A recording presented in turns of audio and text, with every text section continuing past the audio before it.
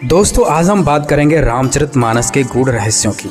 ये तो सभी जानते हैं कि त्रिलोकीनाथ भगवान विष्णु जी ही दशरथ पुत्र श्री राम जी के रूप में आए थे, इसलिए लोग श्री राम को भी भगवान मानते हैं। लेकिन असली राम, आदि राम कोई और है। उसके लिए कबीर साहब जी ने कहा है कि एक राम दशरथ का बेटा, एक राम घट में बैठा, एक राम ने जगत पसारा और एक राम है जग से न्यारा। दोस्तों, हम सभी राम कृष्ण को विष्णु भगवान का अवतार मानते हैं और ये सही भी है, लेकिन हमारे शास्त्रों में ब्रह्मा विष्णु महेश की भक्ति करने के लिए मना किया गया है, क्योंकि ब्रह्मा विष्णु महेश पूर्ण परमात्मा नहीं है। अर्थात राम कृष्ण भी पूर्ण परमात्मा नहीं है, यह केवल तीन लोक के मालिक हैं।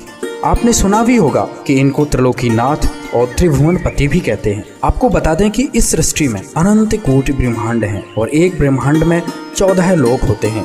इन 14 लोकों में से ब्रह्मा विष्णु महेश केवल 3 लोक के मालिक हैं, पृथ्वी लोक, पाताल लोक और स्वर्ग लोक। इसलिए इन्हें त्रिलोकीनाथ भी कहते हैं।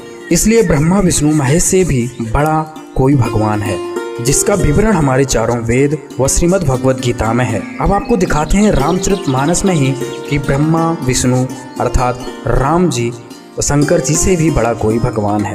तो आइए देखते हैं। बालकांड में एक प्रकरण आता है। मनु और शत्रुपा परमात्मा को पाने के लिए तपस्या करने लगते हैं। मनु और शत्रुपा किसकी भक्ति करते थे, किसके लिए तपस्या कर रहे थे, देखिए रामचरित की इन चौपाइयों में। बालकांड दोहा नंबर 143, चौपाई नंबर 3, जिसमें लिखा है, नेति नेति जह वेद निरूपा, निजानंद निरुपाधि अनुपा, शंभु विरंच विष्णु भगवाना, उपजहि जासु अंश ते नाना। इसमें स्पष्ट लिखा है कि जिसकी महिमा वेद भी नहीं गा पा रहे हैं, जो ना इति कहकर मना कर देते हैं, जो आनंद रूप है, उपाधि रहित है, जिसके अंश से ब्रह्मा विष्णु महेश की उत्पत्ति होती है। शंभु विरंच विष्णु भगवाना, शंभु मतलब शंकर जी, विरंच मतलब ब्रह्मा जी और विष्णु जी की उत्पत्ति हुई। तो वो फिर कौन है जिससे इन तीनों देवों की उत्पत्ति हुई? देखिए बालकांड का दोहा नंबर 143 की चौपाई नंबर 1, जिसमें लिखा हुआ है, करहि आहार साक फलकंदा, सुमरहि ब्रह्म सच्चिदानंदा। इससे स्पष्ट हो गया कि ब्रह्मा विष्णु महेश की उत्पत्ति ब्रह्म से हुई है, क्योंकि मनु और शत्रुपा ब्रह्म की साधना कर रहे थे और ये ब्रह्म 21 ब्रह्मांड का मालिक है। अगली चौपाई में भी देखिए, बालकांड के दोहा नंबर 145 की पहली चौपाई में ब्रह्म की महिमा बताते हुए मनु जी कह रहे हैं, सुन सेवक सुर तरु सुर धैनु, विधि हरि हरि बंदित पद रेणु। सुनिए, आप सेवकों के लिए कल्पवृक्ष कामधेनु हैं। आपकी चरणों की वंदना ब्रह्मा विष्णु महेश भी करते हैं। इसमें स्पष्ट लिखा है, विधि हरि हरि बंदित पद रेणु। विधि मतलब ब्रह्मा, हरि मतलब विष्णु, हर मतलब शंकर जी, वो भी इस ब्रह्म की वंदना करते हैं। इससे स्पष्ट हो गया कि ब्रह्मा विष्णु पूर्ण भगवान नहीं है, इससे बड़ा ब्रह्म है। आगे की चौपाई में देखिए, जिससे और भी स्पष्ट हो जाएगा। बालकांड दोहा नंबर 149 की चौपाई नंबर 6, इसमें स्पष्ट लिखा है कि तुम ब्रह्मादि जनक जग स्वामी, ब्रह्म सकल और अंतर्यामी।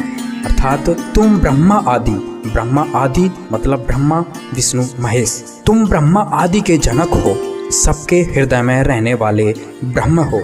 स्पष्ट हो गया यहाँ पर। और संत रामपाल जी महाराज जी ने अपने सत्संगों में बताते हैं कि ब्रह्मा विष्णु महेश के पिता ब्रह्म हैं, जिसे काल भगवान ज्योति निरंजन कहते हैं, तथा इनकी माता दुर्गा जी हैं। रामचरितमानस में भी देखिए कि ब्रह्मा विष्णु महेश की माता दुर्गा जी हैं। बालकांड दोहा नंबर 147 की पहली चौपाई, इसमें लिखा हुआ है, बाम भाग शोभित अनुकूला, आदि शक्ति छब निर्जगमूला। सभी जानते हैं कि दुर्गा को आदि शक्ति कहते हैं। जो ब्रह्म के बाईं तरफ दुर्गा जी आदि शक्ति सुशोभित हो रही है। चौपाई में लिखा हुआ है, बाम भाग्य शोभित अनुकूला, आदि शक्ति छब निर्जगमूला। अर्थात ब्रह्म के बाईं तरफ दुर्गा जी आदि शक्ति सुशोभित हो रही हैं। अगली चौपाई में स्पष्ट लिखा है कि जासु अंश उपजई गुण खानी। अर्थात दुर्गा जी के अंश से उपजी गुणों की खान उपजी। क्या? जासु अंश उपजे गुण खानी, अगणित लक्ष्य उमा ब्रह्माणी। अर्थात इस चौपाई में स्पष्ट लिखा है कि दुर्गा जी से ब्रह्मा विष्णु महेश की पत्नियों की उत्पत्ति हुई, लक्ष्मी, उमा और ब्रह्माणी की। इससे स्पष्ट हो गया कि ब्रह्मा विष्णु महेश के माता पिता ब्रह्म और दुर्गा जी हैं। और इससे स्पष्ट हो गया कि दुर्गा जी से ही लक्ष्मी, उमा और ब्रह्माणी की उत्पत्ति हुई। दोस्तों, आज की वीडियो में हमने रामचरितमानस में प्रमाण दिखाया कि ब्रह्मा विष्णु महेश भगवान नहीं है, इनसे बड़ा भगवान ब्रह्म है। और गीता जी में ब्रह्म भी कह रहा है कि हम पूर्ण नहीं हैं, वो परम अक्षर ब्रह्म है जिसे सच्चित आनंद कहते हैं। वो पूर्ण परमात्मा कौन है जिसकी हमें भक्ति करनी चाहिए? आइए देखते हैं। ऋग्वेद मंडल नंबर 9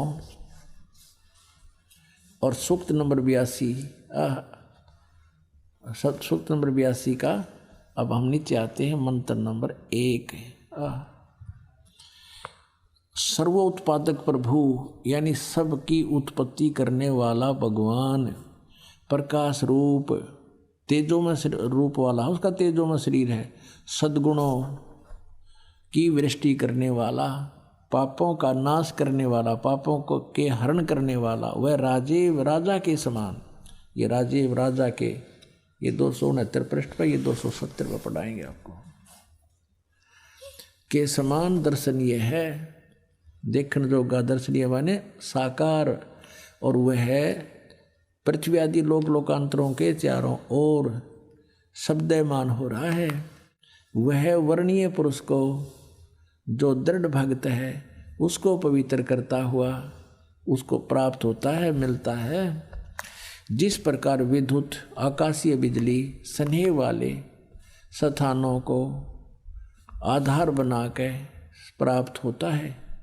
अच्छा, यहाँ देखना उसका उद्देश्य क्या है। ऋग्वेद मंडल नंबर 9 सूक्त नंबर 82 पर आ गई। हम पहला मंत्र पढ़ दिया, दूसरा और पढ़ाते हैं। हे परमात्मन, उपदेश करने की इच्छा से यानी ज्ञान देना आते हो, तत्व ज्ञान की इच्छा से आप महापुरुषों को प्राप्त होते हो, और आप अत्यंत गतिशील पदार्थ के समान यानी बहुत तेज चलने वाले पदार्थ के समान हमारे आध्यात्मिक यज्ञ को प्राप्त होते हैं।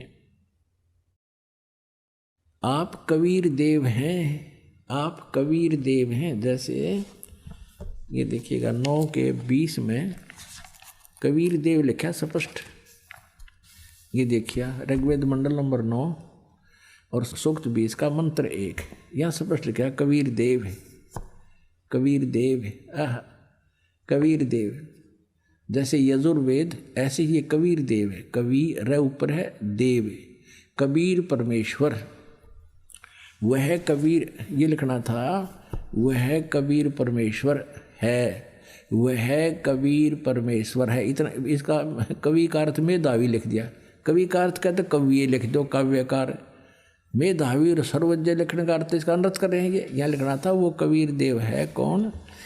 सबका रक्षक है, विद्वानों की तृप्ति के लिए ज्ञान को देता है, बता, सहनशील है और संपूर्ण दुष्टों को संग्राम में तिरस्कृत करता है, यानी तत्व ज्ञान रूपी संग्राम में सबको हरा देता है। हम फिर आते हैं ऋग्वेद मंडल नंबर 9 के सूक्त नंबर 82 के मंत्र नंबर 2 पे। हे परमात्मन, उपदेश करने की इच्छा से आप महापुरुषों को प्राप्त होते हो, और आप अत्यंत गतिशील पदार्थ के समान हमारे आध्यात्मिक यज्ञ को प्राप्त होते हैं। आप कबीर देव हैं, आप कबीर साहब हैं, शुद्ध स्वरूप हैं। हमारे पापों को दूर करके हे अमर परमात्मा, हे सोमन अमर परमात्मा, हे परमेश्वर, आप हमको सुख दें। पुणात्मा कबीर साहब कहा करते, नौ मन सूत उड़ जिया, ऋषि रहे झक मारे, सतगुरु ऐसा सुलझा दे भाई, उलझे ना दूजी बार। कि ये ऐसा ज्ञान सुलझा देगा सतगुरु, यानी सच्चा ज्ञान देने वाला आध्यात्मिक टीचर, उसको सतगुरु कहते हैं। सतगुरु परमात्मा स्वयं आते हैं, वो सतगुरु की भूमिका भी करते हैं, सब ब्रह्मांडों का संचालन भी वहीं बैठकर करते हैं। और उन्होंने अपने अमृतवाणी सच्चिदानंद घन ब्रह्म की वाणी लिपिबद्ध करवा के चले गए। उसको समझने की भी सबके बस की बात नहीं। इन वेदों को नहीं समझ सके तो उस वेद ने कैसे समझ लेगा आम आदमी हो। तो एक तत्व ज्ञान है। तो इस दास को बुद्धि दे दी कबीर भगवान ने, परमेश्वर कबीर जी ने, और इस दास को एक सच्चे ज्ञान देने वाला गुरु बना दिया, सतगुरु। वैसे तो सतगुरु वही है, पर अपनी कृपा से इस दास को कहते हैं गुरु। मेर करे तो काग ते हंस बना दे। हम तक काग थे और कौवे से हंस उन्होंने ही बनाए हैं, सतगुरु ने। अब वो परमात्मा, उसका नाम और क्लियर किया है। अब देखना इसी ऋग्वेद जो आर्य प्रतिनिधि सभा के द्वारा ही प्रकाशित है, उसी को हम पढ़ रहे हैं। ये यहाँ से प्रकाशित है। ये आपको पहले भी दिखाया था। बार बार ये दिखाना अनिवार्य है कि देखो भ्रमित ना कर दिया आपने कि वो अपने घर की बना रहा होगा। ऋग्वेद मंडल नंबर 9 सूक्त 96 पा गई बाम 96 पे। पहले 86 82 सूक्त पढ़ा था 9वें मंडल का। अभी 16वें श्लोक में कहा है 96 ऋग्वेद मंडल नंबर 9 सूक्त 96 मंत्र 16 में। गुहम माने गुप्त, रहस्य में, चारु माने श्रेष्ठ, नाम माने नाम। ये तो हम पढ़ सकें आराम से। इन्होंने कुछ अपनी हिंदी भी कर रखी है। चारु माने श्रेष्ठ, गुहम माने सर्वोपरि रहस्य यानी सबसे गुप्त, और नाम माने नाम। इन्होंने चाहे कुछ भी अड़ंगा डाल दिया, तुम्हारी संज्ञा है। नाम का संज्ञा के मतलब नाम है, जो तुम्हारा नाम है। अब देखना, हे परमात्मन सर्वोपरि रहस्य, यह लिखना था जो गुप्त, गुहम माने गुप्त, चारु माने श्रेष्ठ, ये लिखे रहे हैं। नाम माने नाम लिख लेंगे। ये तो उलझाने की चेष्टा की है। जो तुम्हारी संज्ञा है, जो हे परमात्मा जो आपका रहस्य में गुप्त श्रेष्ठ नाम है, आप उसका ज्ञान कराए। है कोई इसमें उन्होंने कहा कि यजुर्वेद पढ़ना है। इब्ता हमने अक्सर आगे इनका यजुर्वेद भी पढ़ लिया। यजुर्वेद को कहा कर दे यजुर्वेद। अब वो हमारे लिए तो उंगलियां पाओगे भी। ये ज्ञान हमारे को परमात्मा ने पहले दे रखा है। हे परमात्मन सर्वोपरि रहस्य यानी आपका विशेष रहस्य वाला, यानी गुप्त, जिसको किसी ने ना बेरा, वो श्रेष्ठ, नाम माने नाम, आपका जो नाम है आप उसका ज्ञान कराएं। आप उपासक लोगों से स्तूयमान हैं, स्वाभाविक शक्ति से युक्त हैं, विद्युत के समान ऐश्वर्य के सम्मुख प्राप्त कराइए। हमको प्राणों की विद्या का वेता बनाइए। हे सर्वशक्ति संपन्न परमेश्वर, हमको इंद्रियों के नियमन का ज्ञाता बनाइए। अब यहाँ देखिए, अब 17 में, इसमें 16 में पूछा है आप अपने श्रेष्ठ नाम का हमें ज्ञान कराएं। इतनी सी बात है। 17वें में वो नाम बताया है। क्या लिखा है? शिशुम जगानम हरियंतम मर्दंती शुभंती वहीने मरुतो गणेन कबीर गिरभी कबीर गिरभी